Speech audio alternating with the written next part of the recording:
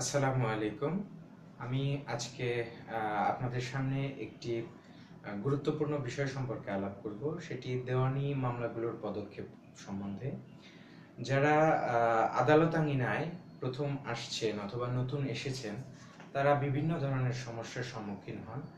সেই সমস্যাগুলো নিরসনের জন্য আমার এই ছোট্ট টিউটোরিয়ালটি, আলোচনাটি হয়তো অনেক সাহায্য করবে। সেই জন্য আমি চাচ্ছি যে আজকে খুব সংক্ষিপ্তভাবে আপনাদের সামনে এই দেওয়ানি মামলাগুলোর বিভিন্ন পদক্ষেপ সম্বন্ধে আলোচনা করতে। আমরা জানি মামলা দু প্রকার, একটি হচ্ছে ফৌজদারি মামলা, আরেকটা দেওয়ানি মামলা। তো অনেকেই অনেক ধরনের প্র্যাকটিস করে থাকেন।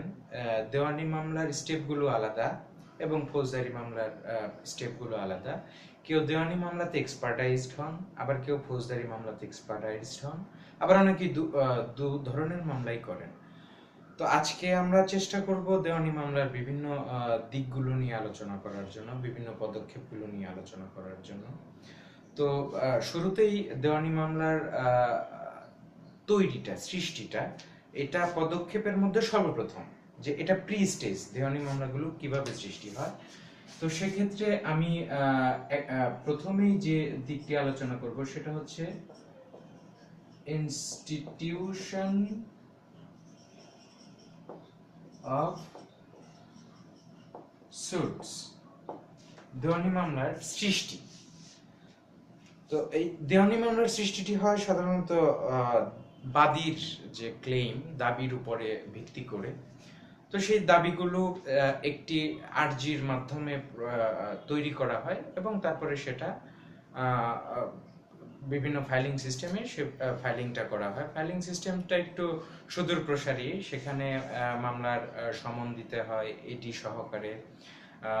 মামলার ওই সমনের জন্য বিভিন্ন তদবির করতে হয়, যদিও তদবির বিষয়টি একটু নেগেটিভ সেন্সে ব্যবহার হয় এবং সেই তদবিরের ওখানে বেশ সময় লেগে যায়।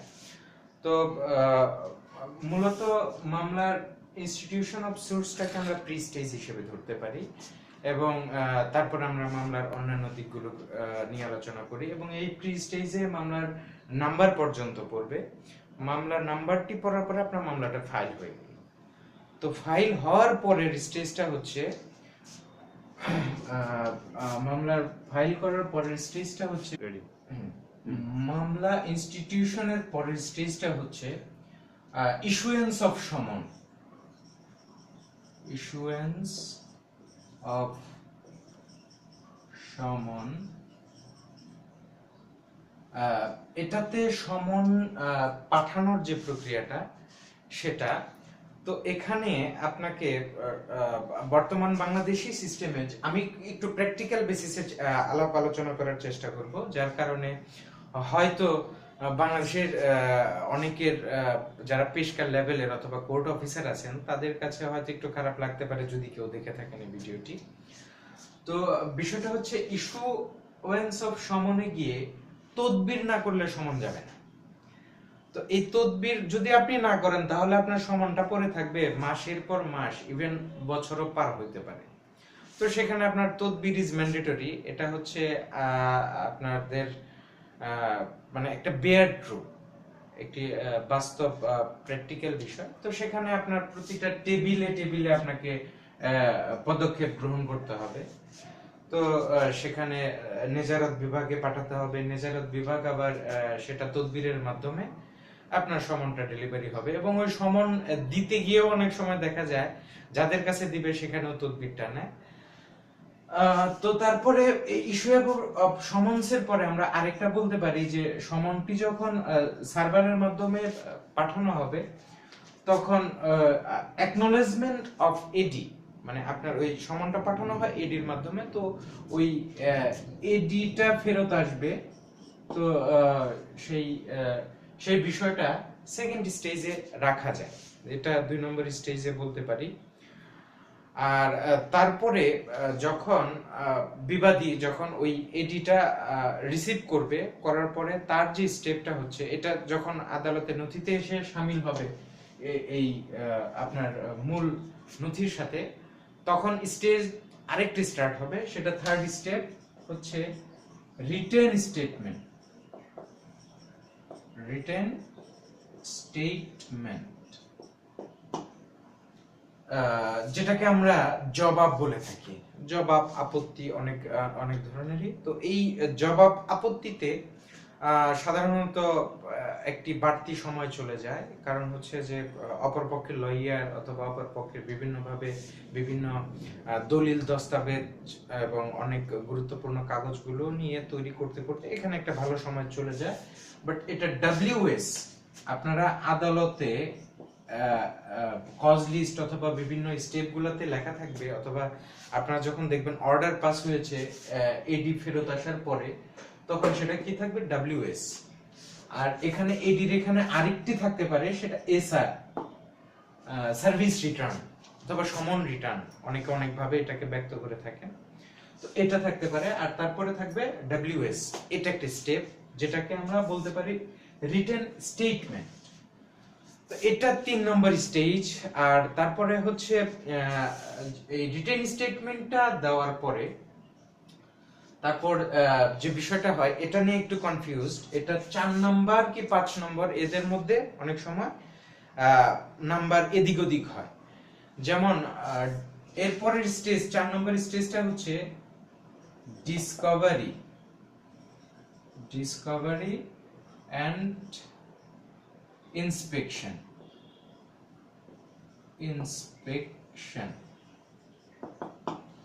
এখানে আপনার মামলাতে দুপক্ষেরই, সেটা বাদী হোক বিবাদী হোক, তাদের বাদীর আর্জি এবং বিবাদীর জবাবের প্রেক্ষিতে যদি তাদের নতুন কোনো ডকুমেন্ট হয়তো তারা ফার্নিশ করতে পারছে, নতুন কোনো এভিডেন্স তারা ফার্নিশ মানে দেখতে পারছে অথবা পাইছে, যে কোনো ভাবেই হোক, তো সেটাকে তারা সন্নিবেশন করতে পারে এই স্টেজে গিয়ে। মামলার যে কোনো স্টেজেই প্রয়োজন অনুসারে আদালতের অনুমতি। কি লেখা উঠবে সিকিউরিটি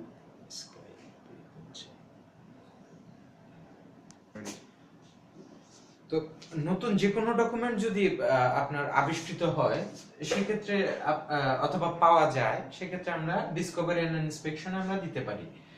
মামলার যে কোনো স্টেজে আমি বললাম একটু আগে যে দিতে পারি। আমি একটু আগে বললাম যে মামলার যে কোনো স্টেজে গিয়ে আমি এই আমার নতুন কোনো ডকুমেন্ট অথবা এভিডেন্স যদি আমি পাই, সেটা আমি আদালতের অনুমতি সাপেক্ষে দিতে পারি। বাট আদালত কর্তৃক এবং আমাদের দেওয়ানি মামলার স্টেপের মধ্যে এটা একটি স্টেপ যে ডিসকভারি এন্ড ইন্সপেকশন, এবং এই স্টেপে গিয়ে আমরা যদি কোনো ওই সময়ে কোনো নতুন দলিল দস্তাবেজ অথবা সাক্ষী সাক্ষ্যাদি পাই, আমরা সেটা দিতে পারি। সেটাকে আমরা ডিসকভারি এন্ড ইন্সপেকশনে রাখি। আর যেটাকে অনেক সময় বলা হয় 30 ধারার কার্যবিধি, দেওয়ানি আইনের 30 ধারার কার্যবিধি। তারপরে আরেকটি বিষয় হচ্ছে এই স্টেপটা যাওয়ার পরে এটাতে অনেক সময় এটার হয়তো খুব একটা কার্যকারিতা না থাকলেও লাখ বাই চান্সে এটা লেগে যেতে পারে। তো সেটা একটা ইম্পর্টেন্ট বিষয় এবং ইস্যু। তো সেক্ষেত্রে এরপরে আসছে ফ্রেমিং অফ ইস্যু।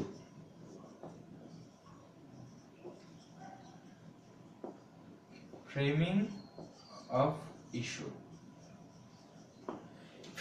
ইস্যু কি? আসলে আপনার মামলাটি বাদী কোন ভিত্তিতে দাবি করছে এবং বিবাদী অথবা বাদীর এই মামলাটি আদৌ টিকবে কিনা, বিবাদীর এর এগেইনস্টে কি সাবস্ট্যান্স, এটা সাধারণত আদালতের মাধ্যমে গৃহীত হয়। অনেক সময় সাপ্লিমেন্টারি হিসেবে আপনি দিতে পারেন, নো প্রবলেম। বাট এই ফ্রেমিং অফ ইস্যু স্টেজে আপনার আদালত কর্তৃক ইস্যু গঠন, যেটাকে বলি আমরা, ইস্যু গঠন হয়ে থাকে। বাট সেটা আপনারা যে কোনো ভাবেই সাবমিশন দিতে পারেন যদি আদালত চায়। আচ্ছা, তারপরে হচ্ছে তো এরপরে আপনার ফ্রেমিং অফ ইস্যুর পরে যেটা আসবে সেটাও আদালত কর্তৃক এবং দেওয়ানি কার্যবিধিতে একটি এখন নব্য বলা যাবে না, কিন্তু বেশ আগে মানে 2-4-5 বছর আগে ওটা নব্য একটি বিষয় ছিল, যেটাকে আমরা বলি সেটেলিং ডেট। আমরা বলতে পারি সেটেলিং ডেট অর যেটাকে আমরা আরেকটু বলতে পারি অল্টারনেটিভ ডিসপিউট রেজলিউশন, যেটা সিপিসির 89A ধারাতে সন্নিবেশন করা হয়েছে আমাদের বাংলাদেশের দেওয়ানি কার্যবিধিতে। তো এই সেটেলিং ডেটটা অথবা এডিআর ম্যাটারটা, এটা যদিও আমাদের বাংলাদেশে খুব একটি এখনো প্রচলিত হয় নাই অথবা খুব একটা ফলপ্রসূ এখনো দেখা যায় নাই, কিন্তু এটা আমাদের পার্শ্ববর্তী দেশ এবং অনেক উন্নত দেশগুলোতে বেশ বেশ উপযোগী একটি বিষয়। তারপরে আমরা এই সেটেলিং ডেটটাতে যদিও বলা হয় যে একটা ফলপ্রসূ হয় নাই, কিন্তু আদালত কর্তৃক এটি একটি স্টেপ, এটি একটি পদক্ষেপ। এটাতে বেশ কয়েক 2-3 ডেট চলে যেতে পারে এবং সেটা এসডি হিসেবে থাকতে পারে। এটাকে আমরা আরেকটি ভাষায় বলতে পারি আদালতের অথবা কজ লিস্ট অথবা নথিতে যেটা লেখা হতে পারে সেটা হচ্ছে এসডি। আরেকটি বিষয় হচ্ছে তারপরে যেটা আমরা বলতে পারি 1 2 3 4 5 6 7 7 নম্বরে আমরা যেটা আসব সেটা হচ্ছে পেরেন্টরি হিয়ারিং। এটা খুব যেটাকে আমরা নথিতে অনেক সময় দেখব পিএইচ। এটা খুবই ইম্পর্টেন্ট একটি বিষয়, কারণ এখানে বাদীর যা বক্তব্য, তার সাক্ষ্য, সাক্ষীদের বক্তব্য, এখানে ক্রস এক্সামিনেশন, এখানে যেটাকে আমরা পিডব্লিউ বলি, প্লেন্টিফ উইটনেস, ডিডব্লিউ আমরা ডিফেন্ডেন্ট উইটনেস, সেখানে আমরা আরো আসবো আমাদের বিভিন্ন ধরনের ডকুমেন্ট সাবমিশন থাকবে, ক্রস এক্সামিনেশন থাকবে, এই যে বিষয় রি এক্সামিনেশন থাকবে, এভিডেন্সকে রি এক্সামিনেশন, এই অনেক কিছু এই প্রিএম্পটরি হিয়ারিং এ আসবে। এই প্রিএম্পটরি হিয়ারিং এর একটা যে জটলা, এটাকে আমরা যত সহজে দেখি এটা লেন্দি বিষয়, এবং এখানেই এসে মামলাটার আমাদের বাংলাদেশের যে দেওয়ানি মামলাগুলোর যে বছরকে বছর কেটে যায়, এই স্টেজটাতে এসে অনেক সময় এটা কেটে যায়। কারণ এখানে বাদী বিবাদী বিভিন্ন সময় উপযোগী অনুপযোগী থাকে, তারা সাক্ষী দিতে পারে না, ডকুমেন্ট দিতে পারে না, একটা সাক্ষীর কিছু অংশ হয় না, তার আবার ডিনাইল হয় না, ক্রস এক্সামিনেশন হয় না, অনেকে সময় নেয়। তো যদিও আইন বলে একটা পক্ষ সর্বোচ্চ 6 বার টাইম এক্সটেনশন করতে পারবে, এরপরে আমরা এটা দেওয়ানি কার্যবিধির রুলেই পাবো। হ্যাঁ, রুল 1 সাবরুল 3 সাবরুল 4 এই বিষয়ে বলা আছে। তো এই প্রিএম্পটরি হিয়ারিং এ যদি আমরা ওই 6টা তারিখের পরেও যদি আমরা তারিখ নিতে চাই, তাহলে সেটা উইথ রিজনেবল ক্লজ আদালতের কাছে শো করে সেটাকে আমাদের টাইম আরো 3 বার নিতে পারবো, এবং সেটা উইথ আপনার কি বলে উইথ কস্ট, সেটা 200 টাকা থেকে শুরু করে 1000 2000 অ্যাজ পার মাই কনসার্ন, আমি 2000 2500 পর্যন্ত হয়েছে। তো এটা হতে পারে, এটা অনেক সময় কোর্ট সুমোটো হয়েও অনেক কস্ট দিয়ে দেন, বাট এটা 6 বার, এটা কখনো কখনো 16 বার হতে পারে, 26 বার হতে পারে, এটা সম্বন্ধে অ্যাসিওর করা যায় না। বাট এখন একটু চেষ্টা করছে আমাদের জুডিশিয়ারি সিস্টেমে এই বিষয়টাকে একটু শর্টেজ করে আনতে, এই প্রিএম্পটরি হিয়ারিং, যেখানে আমি আবার বলছি এভিডেন্স এক্সামিনেশন, ক্রস এক্সামিনেশন, রি এক্সামিনেশন বিভিন্ন বিষয় থাকবে, এবং যেটা পিএইচ হিসেবে থাকবে। তারপরে আরেকটি ইম্পর্টেন্ট বিষয় হচ্ছে এই সমস্ত প্রিএম্পটরি হিয়ারিং এর পরে যেটা আসবে সেটা হচ্ছে আর্গুমেন্ট। এখানে আইনজীবীরা যুক্তি তর্কের ভিত্তিতে আর্গুমেন্ট করবেন। সে আর্গুমেন্ট স্টেজে এটা অনেকটা বলতে পারি যে 70 অথবা 80% মামলার শেষে গিয়ে আর্গুমেন্ট গুলো হয়। এখানে বাদী বিবাদীর যে আইনজীবী থাকবেন, সেই আইনজীবী আইনের আলোকে এবং সাক্ষ্য প্রমাণের ভিত্তিতে তাদের পার্টিদের তাদের পক্ষদ্বয়ের যে সাবস্ট্যান্স গুলো আছে সেগুলোকে যৌক্তিকতার মাধ্যমে আদালতের সামনে তাদের মামলাটাকে এস্টাবলিশ করার জন্য যে যুক্তিতর্কগুলো করে থাকেন সেটাকে আমরা আর্গুমেন্ট বলি। হ্যাঁ, এবং এই আর্গুমেন্টটা পরে আর তেমন কোনো দেওয়ানি মামলার স্টেজ থাকে না, কারণ তারপরে আর পার্টি দ্বয়ের আর কোনো কিছু করার স্টেজ থাকে না। এরপরে যে স্টেজ সেটাকে আমরা জাস্ট জাজ যিনি থাকবেন তার উপর বর্তায়। হ্যাঁ, এরপরে যেটা সেটা হচ্ছে যে জাজমেন্ট। জাজমেন্ট এটা ওই মামলার ভিত্তিতে মামলাটি কি খারিজ হলো, না মামলাটা দোতরফা সূত্রে মঞ্জুর হলো না মঞ্জুর হলো, অথবা একতরফা সূত্রে মঞ্জুর হলো না একতরফা সূত্রে সেটা কি মঞ্জুর হলো না মঞ্জুর, এই সমস্ত বিষয়গুলো জাজমেন্টে খুব সংক্ষিপ্ত আকারে আদালত ব্যক্ত করে থাকেন। এবং তারপরে এই জাজমেন্টের সাথে সাথে আদালতের আরেকটি ইম্পর্টেন্ট ইস্যু থাকে, সেটা হচ্ছে ডিক্রি। ডিক্রিটা সমস্ত মামলার যাবতীয় বক্তব্য পর্যালোচনার পরে যে আদেশটা হয় সেটা হচ্ছে ডিক্রি, এবং এটা জাজমেন্টের পরেই হয়, এবং সেটা ওই ডিক্রির আপনার হচ্ছে এবং ওই ডিক্রির পরে সাধারণত মামলাটি শেষ হয়ে যায়। বাট আমাদের এখানে যদি আরেকটি প্রসেস আছে, দেওয়ানি মামলার মোট প্রসেস অনুযায়ী 11টি স্টেপ অথবা 11টি পদক্ষেপ থাকে। এর মধ্যে একেবারে শেষে হচ্ছে এক্সিকিউশন অফ ওই judgement or decree, execution of case. এটা একটি ফর্মের মাধ্যমে এক্সিকিউশনটা করা হয়। তো এই ডিক্রি এক্সিকিউশন যেটাকে আমরা বলি, তো এটা আমাদের দেশে এখন প্রচলিত।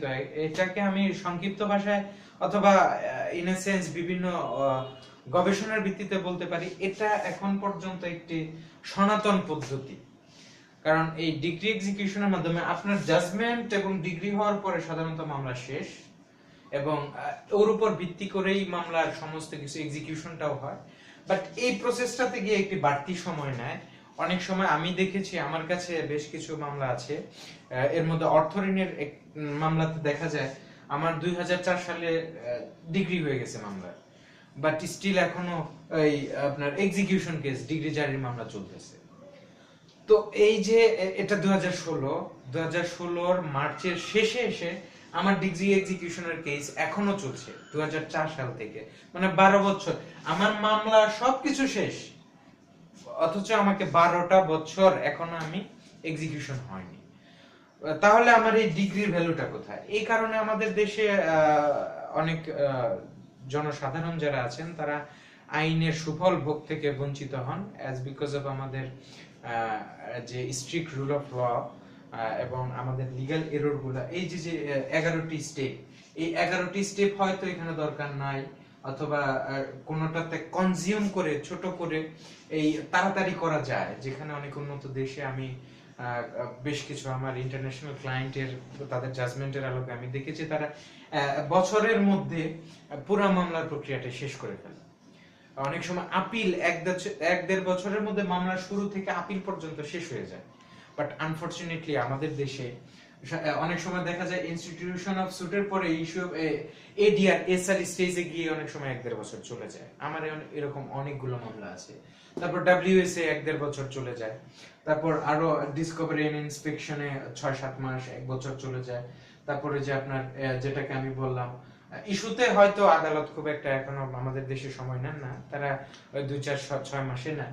তো এই সমগ্র এই 11টি স্টেজ ওভারকাম করতে এখানে অনেক সময় আমাদের লয়ারদের গাফিলতি থাকতে পারে, যেটা আমাদের মাননীয় প্রধান বিচারপতি অলরেডি বলেছেন যে আমাদের অনেক সময় জানা অজানা সত্ত্বে লয়ারদের অনেক গাফিলতি থাকে।